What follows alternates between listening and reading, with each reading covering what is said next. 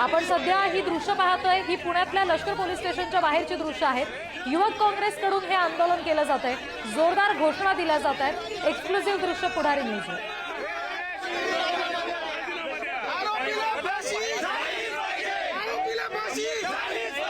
स्वारगेट बलात्कार प्रकरणामध्ये जो आरोपी दत्ता गाडे याला आता पोलिसांनी पकडलाय, त्याला फाशी झाली पाहिजे अशी आग्रही मागणी युवक काँग्रेसच्या कार्यकर्त्यांकडून केली जाते।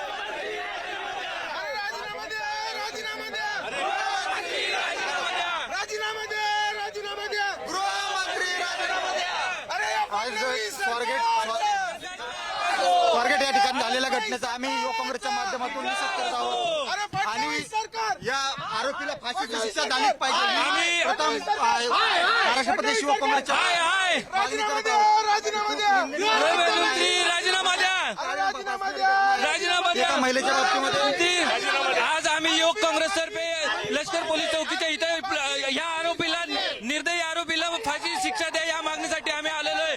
पोलिसांनी खूप चांगलं काम केलेलं आहे, पण प्रशासनाने त्यांची जबाबदारी झटकायचं काम केलेलं आहे। आज एसटी स्थानकामध्ये वारंवार या घटना होत आहेत, ते या घटना होत असताना ही या प्रशासनाची, या सरकारची जबाबदारी आहे। आणि या ज्या कदम साहेबांनी जे हे केले, बेतुल वक्तव्य केलेले की त्या मुलीने विरोध केला नाही म्हणून तिच्यावर अत्याचार झाला, तर या मंत्र्यांनी राजीनामा दिला पाहिजे, नाहीतर त्या मंत्र्याचा तोड काढा केल्याशिवाय आम्ही राहणार नाही। त्या मंत्र्याला तुम्ही एक साईडला लाडकी,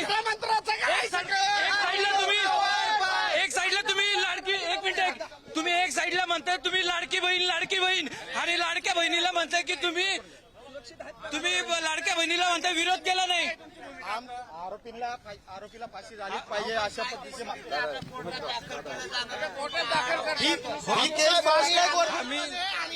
आम्ही फाशीची शिक्षा मागणी करतो त्यांना। ही केस फास्ट ट्रॅक वरती चालून आरोपीला फाशीची शिक्षा झाली पाहिजे ही आमची मागणी आहे। आपल्याशी सरकारचा आपल्याशी सरकारचा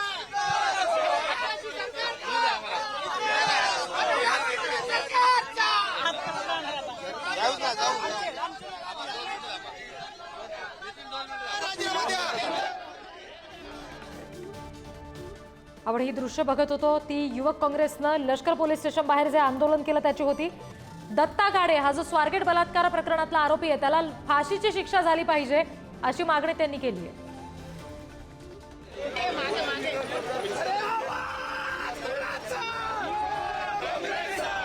आणखी तपशील घेऊयात, प्रतिनिधी बालाजी पोद्दार आपल्याशी जोडले गेलेत त्यांच्याकडून। बालाजी, आता या कार्यकर्त्यांचं नेमकं काय म्हणणं आहे? पोलिसांनी त्यांच्या या आंदोलनाची, त्यांच्या या घोषणांची दखल घेतली आहे का?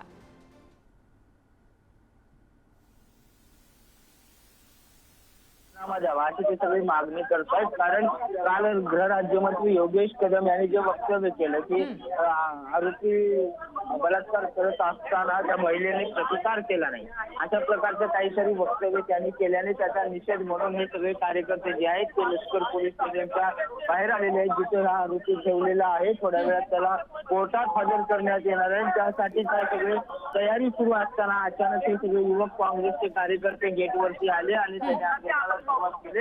पोलिसांचाही मोठा आता पोलीस बंदोबस्त आहे आणि आता त्यांना कोर्टात घेऊन जाताना पोलिसांना विशेष अशी सुरक्षा त्याला द्यावी लागणार आहे आणि त्याची काळजी घ्यावी लागणार आहे, कारण हा लोकांचा मधला संताप जो आहे ते संताप कालपासून आपल्याला स्वारगेट बस डेपोमध्ये, बस स्टँडमध्ये सुद्धा विविध आंदोलन पाहायला मिळते आणि आज देखील आता हे आंदोलन आपल्याला पाहायला मिळते।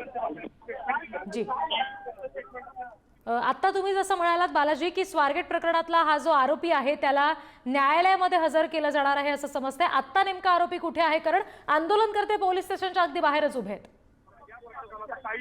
लष्कर पोलीस स्टेशन मध्ये जी लॉकअप आहे त्या ठिकाणी हा दत्तात्रय गाडेला आता अटक करून पोलिसांनी आणलेली आहे। म्हणूनच लष्कर पोलीस स्टेशनच्या गेटवरती हे सगळे आंदोलक जमा झालेले होते, त्यामुळे सगळी तयारी सुरू असताना अचानक आंदोलन सुरू झालं, त्यामुळे पोलिसांनी आता पोलीस स्टेशनचं गेट बंद केलेलं आहे। त्या कार्यकर्त्यांना इथेच थांबवलेलं आहे आणि आता थोड्या वेळात अगदी त्याला कोर्टासमोर हजर करण्यात येणार आहे। किती वाजता त्याला न्यायालयामध्ये हजर केलं जाणार आहे बालाजी?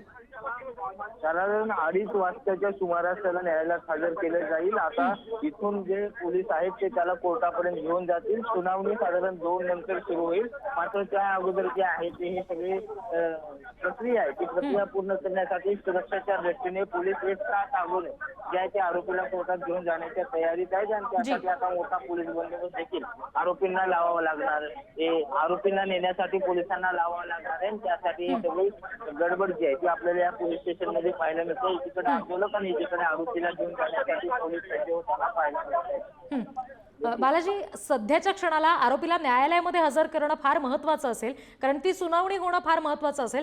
यासाठी पोलीस आता कुठला वेगळा मार्ग निवडतील का? वेगळ्या सुरक्षित वेगळ्या मार्गाने त्याला न्यायालयात नेलं जाईल का?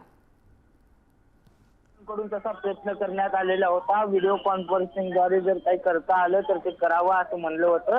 मात्र ती विनंती जी आहे ती कोर्टाने फेटाळलेली आहे आणि स्वतः पोलीस आयुक्तांनी कोर्टात हजर करणार असल्याचे सांगितले.